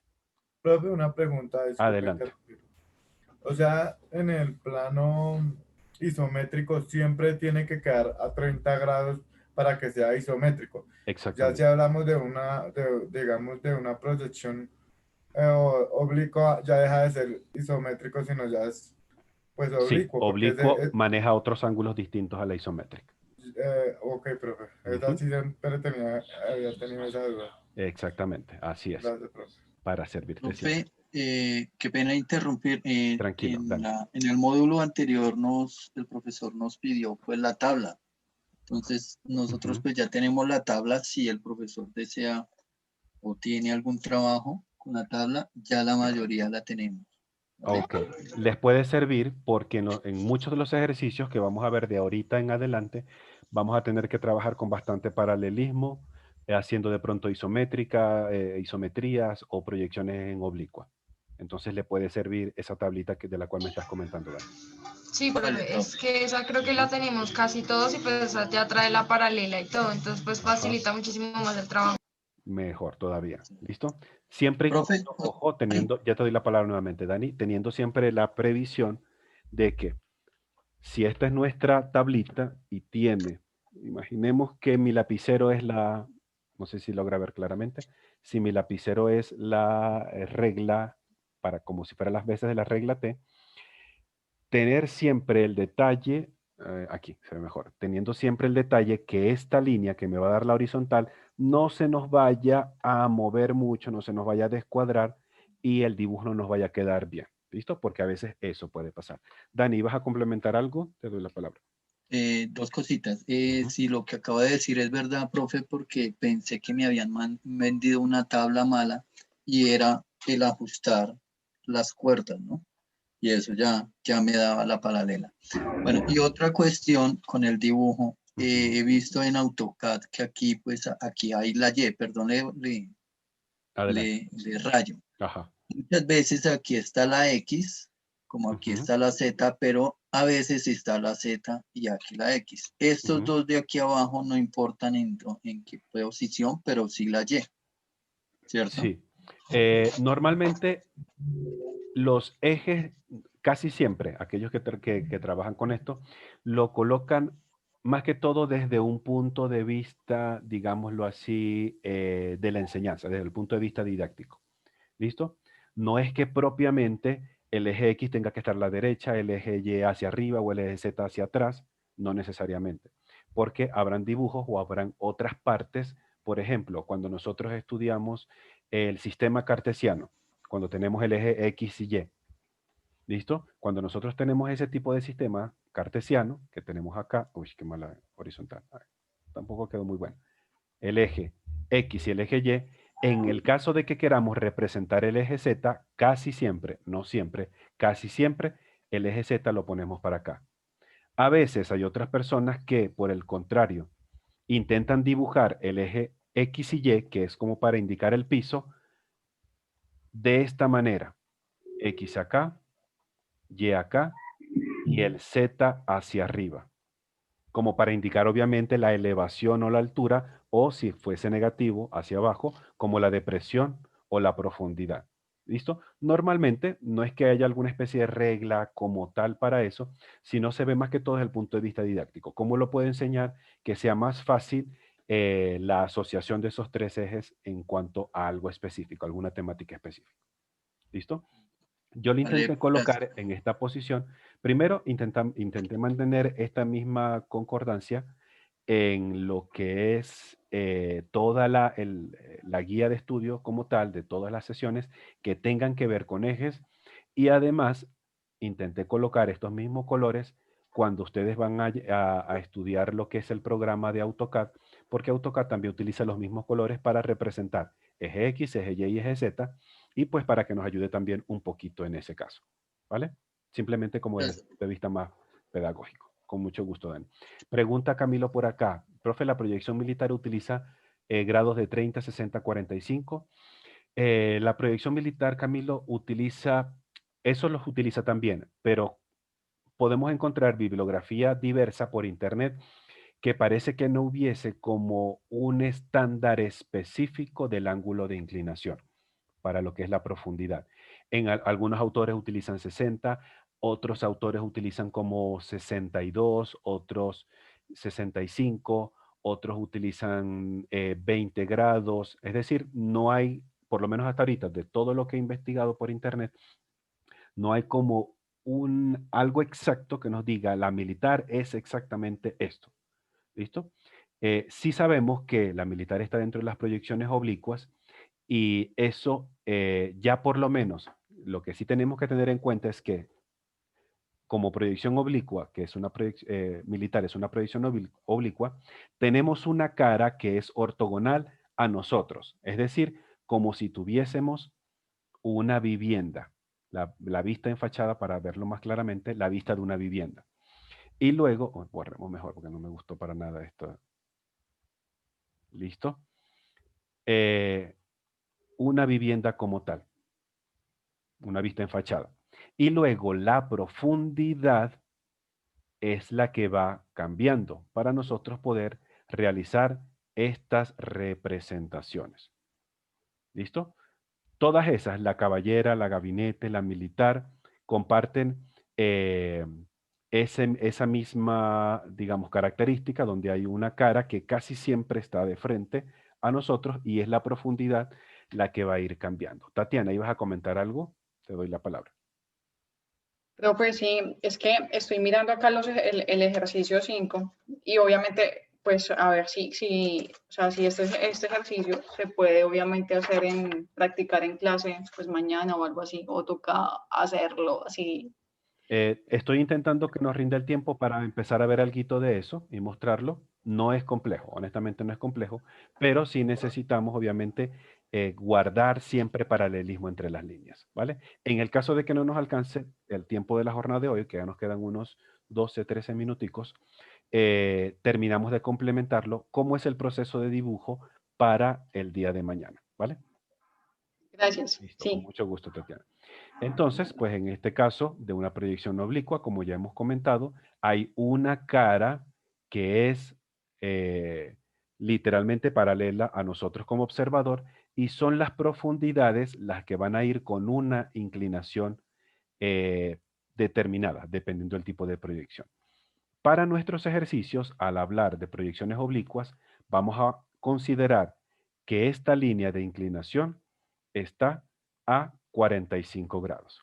¿Listo? Además de eso, y lo veremos un poquito más adelante, para que el dibujo no se aprecie con cierta deformidad cuando estamos trazando, a esta profundidad vamos a aplicarle algo que en algunos libros es conocido como un factor de reducción.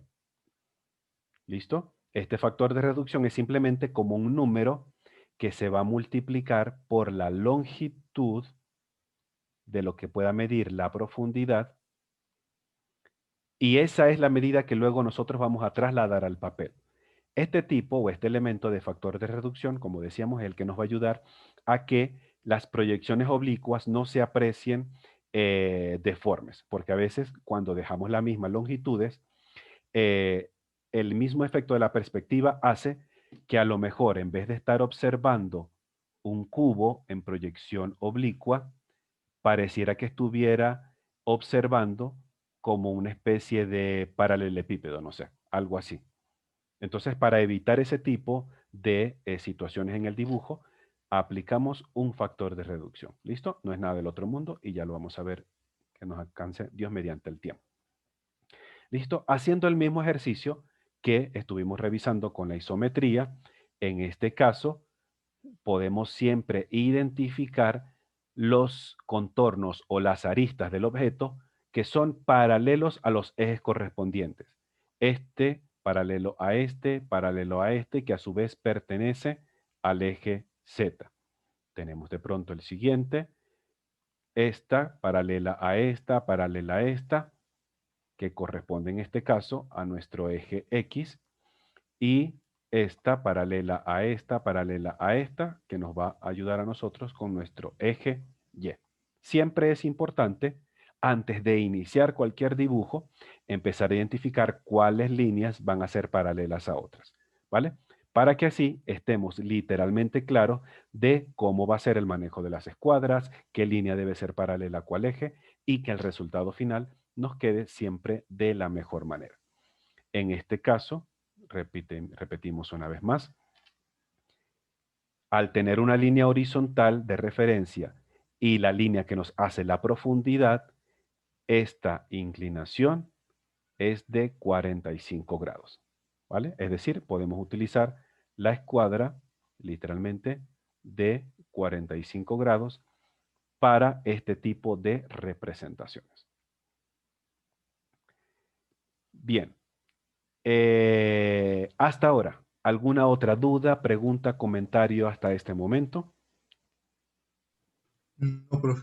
No, señor. Pues esperando el profe. factor de reducción. Listo. Profesor. Vamos a hacer algo acá. Como lo que sigue ahora es conversar acerca de lo que son los cuerpos geométricos, yo de pronto, para aprovechar un poquito más el tiempo, yo voy a pedirle a ustedes que esta sección que corresponde a cuerpos geométricos podamos leerla con más detenimiento en nuestra casa. Es una información más que todo bastante teórica. Nos dice qué es un cuerpo geométrico, por qué se le llama de pronto poliedros, distintos tipos de poliedro, como por ejemplo el tetraedro, el hexaedro, el octaedro, el dodecaedro y cosaedro. ¿Listo? Características de los poliedros es que sus caras son todos polígonos, en este caso van a ser polígonos regulares. En el caso del tetraedro, sus caras van a ser triángulos equiláteros. En el caso del hexaedro, cuadrados. Es decir, el hexaedro es lo que conocemos nosotros como el cubo. El octaedro es como ver dos tetraedros pegados por la base. El dodecaedro, donde tienen puros pentágonos, un poquito haciéndose referencia como una pelota de fútbol. Tenemos el icosaedro, donde también son puros triángulos equiláteros.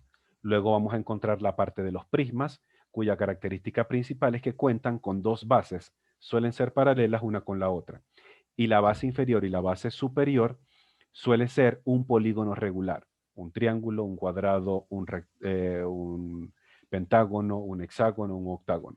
Y las caras, es decir, el envolvente, suelen ser rectángulos. Es una característica de los prismas. Encontraremos después los paralelogramos, paralelepípedos. Veremos luego las pirámides, donde tenemos una base que es un polígono y las caras o el envolvente suelen ser triángulos, normalmente triángulos isósceles.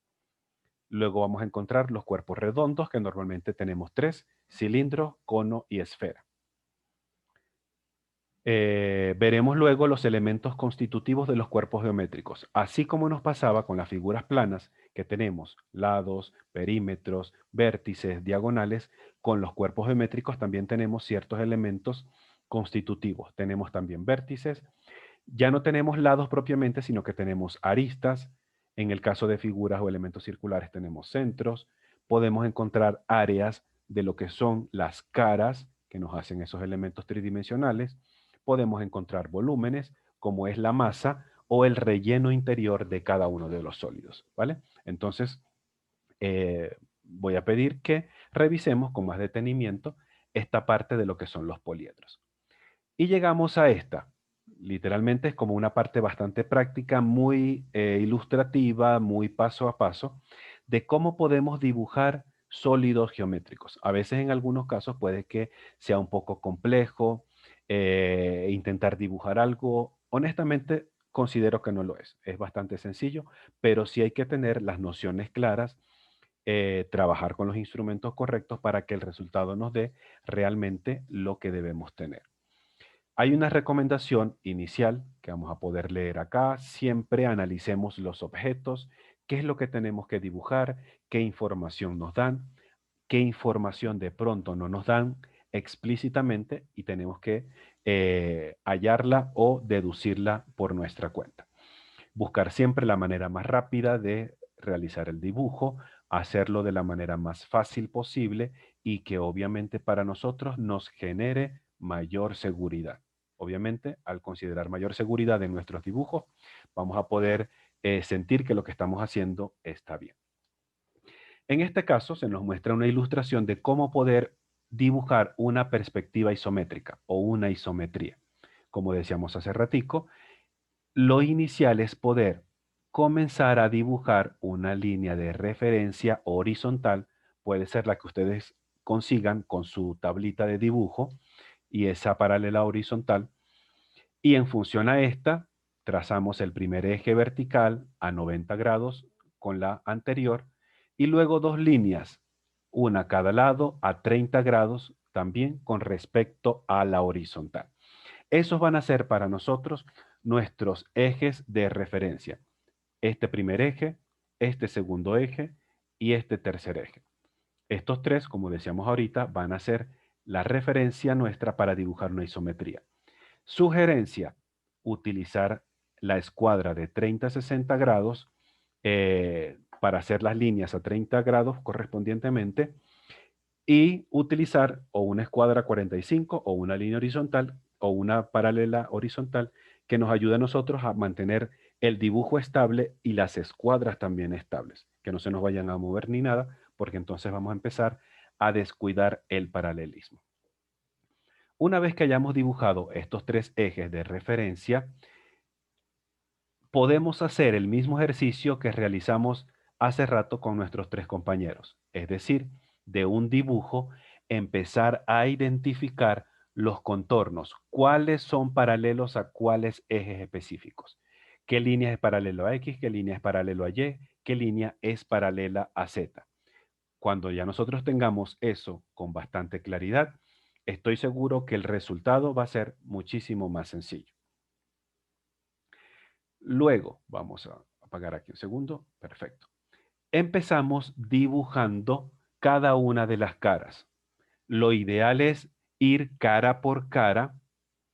Obviamente nos va a tocar a nosotros empezar a mover escuadras a la derecha o a la izquierda sin perder la horizontal para nosotros poder empezar a construir cada cara del objeto. Por ejemplo, veamos en esta ilustración cómo en este caso estamos dibujando la cara de la izquierda de nuestro cubo de referencia. Utilizamos la escuadra correspondiente, hacemos los primeros trazos. Aquí podemos utilizar o la escuadra de 30-60 o podemos utilizar la escuadra también de 45 para poder dibujar estas líneas verticales como tal. Tenemos ya unas caras dibujadas, empezamos a voltear las escuadras al siguiente lado sin perder el paralelismo. Empezamos a trazar todas y cada una de las caras de este objeto.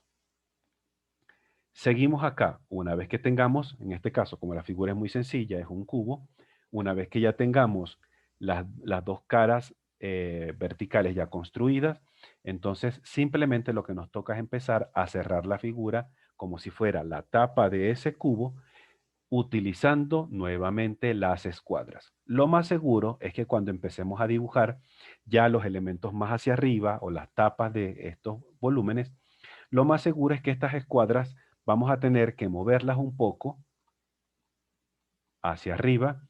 Lo importante es siempre hacer coincidir el borde de la regla con los contornos que ya hemos dibujado previamente. Entonces ya lo que tenemos es que fijar nuestra escuadra de apoyo o nuestra regla de apoyo y simplemente empezar a desplazar escuadras de un lado hacia el otro. Entonces, una vez que hacemos eso, el resultado final ya vendría siendo lo que es propiamente, en este caso, nuestro dibujo en isometría. Para eso, nosotros dentro de la guía del ejercicio, hay uno que corresponde al dibujo de una isometría y es este que está acá. ¿Ok? Creo que lo comentaba uno de los compañeros hace ratico. exactamente el mismo procedimiento vamos a empezar a hacer. De este dibujo empecemos a identificar cuáles contornos son paralelos a los ejes de referencia. Por lo menos aquí el verde, que es el que tengo prendido. Identificamos este, identificamos este, identificamos este, este y este. Luego viene, de pronto se me ocurre, el eje que tenemos con el rojo, el eje Z, esta línea, esta que está acá arriba, esta, y creo que, y me faltó esta que está acá. Luego tenemos identificada con el eje azul, esta que está acá, aquí, aquí, acá, acá y acá. Lo único que vamos a encontrar distinto, y vamos a hacerlo con otro color, sería esta línea inclinada, esta otra línea y esta que están acá. Obviamente, esas 4 líneas no pertenecen a ninguno de los 3 ejes de referencia, pero la dibujamos nosotros por construcción. ¿Qué quiere decir? Una vez que nosotros, y ya con esto vamos cerrando, una vez que ya nosotros podamos realizar esta y esta, no es simplemente más que unir vértice con vértice, vértice con vértice. Cada cuadrito de los que nos están presentando acá mide 1.5 centímetros, es decir, debo sumar 1.5 más 1.5 más 1.5 más 1.5 más 1.5 para poder conocer cuánto mide este volumen de extremo a extremo de este lado. El mismo proceso de este lado, sumamos 1.5, 1.5, 1.5, 1.5, 1.5 y realizamos la otra construcción.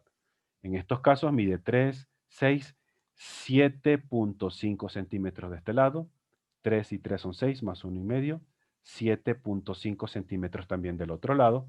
Veamos la altura. 3 acá son 6 y 3 son 9. La altura de este son 9 centímetros para este dibujo. ¿Listo? Entonces, esos son los análisis previos que debemos realizar nosotros para lo que es la construcción de cualquier dibujo, sea en proyección oblicua, sea en proyección isométrica. Por ahorita vamos a hacer una pausa porque ya son las 10, ya es hora de finalizar nuestra clase y mañana vamos a refrescar nuevamente vamos a ver cómo es la construcción, en este caso de una proyección oblicua. Igual podemos leer esta guía, ¿listo? Y va a ser mucho mejor. Y veremos de eso de lo que se trata acerca de el factor de reducción para la profundidad. No es nada del otro mundo, es simplemente un número con que nosotros multiplicamos las longitudes o las profundidades para que el dibujo no se aprecie deforme. Así como lo aplicamos en nuestro dibujo, hay otro tipo de proyecciones como la caballera, la gabinete, también la militar, que utilizan otros factores de reducción distintos para lograr que ese dibujo no se aprecie deforme al momento de ser dibujado. ¿Vale? ¿Alguna otra pregunta hasta este momento? ¿Duda? ¿Comentario? Profe, sí.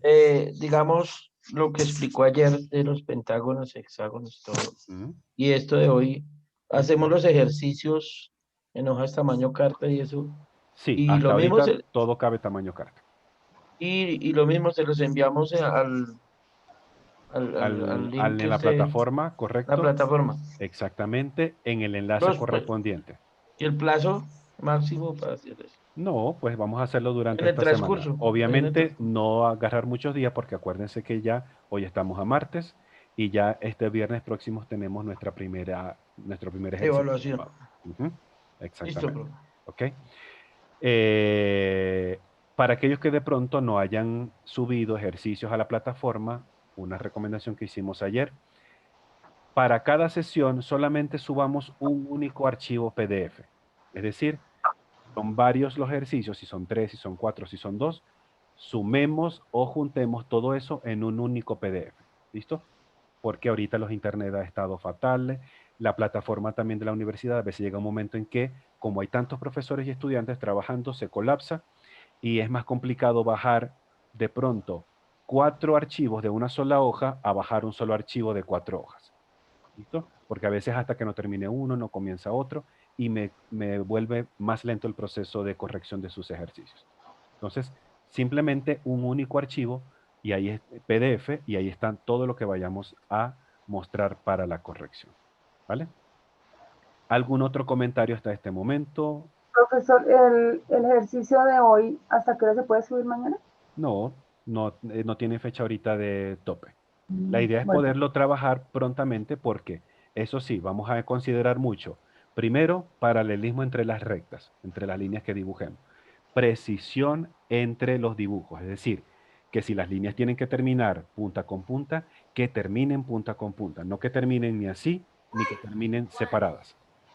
Y terminan punta con punta, que de esa manera debe ser. Eso denota mucha limpieza y orden en nuestros dibujos. Y al final, ya sea con rapidógrafo o con un lápiz oscuro, contorneamos toda la figura para que nos quede bastante estéticamente bien. No hace falta dibujar ninguna cuadrícula de referencia. ¿Listo? Las cuadrículas son netamente para conocer nosotros el tamaño.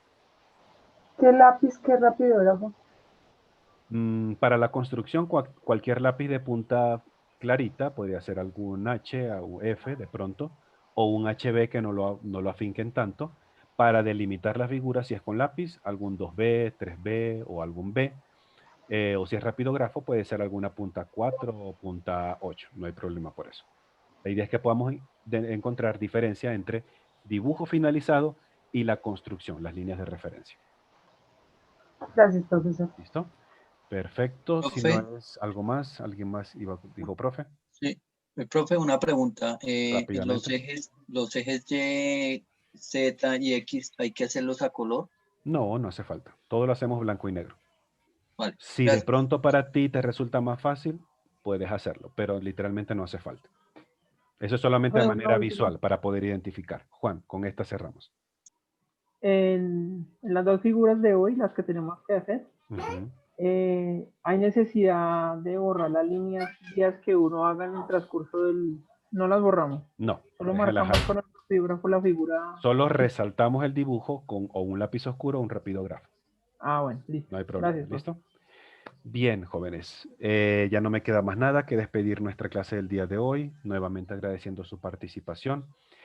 Aquellos que quedó pendiente por revisar hoy por cuestión de tiempo, leámoslo por lo menos antes de ingresar a la sesión de mañana, o si voy a hacer los ejercicios, obviamente antes de hacer los ejercicios.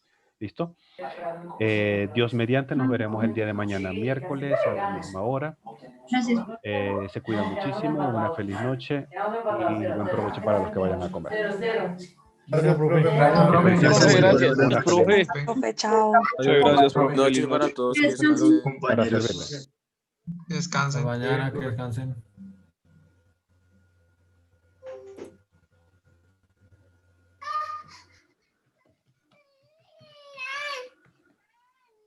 Señora.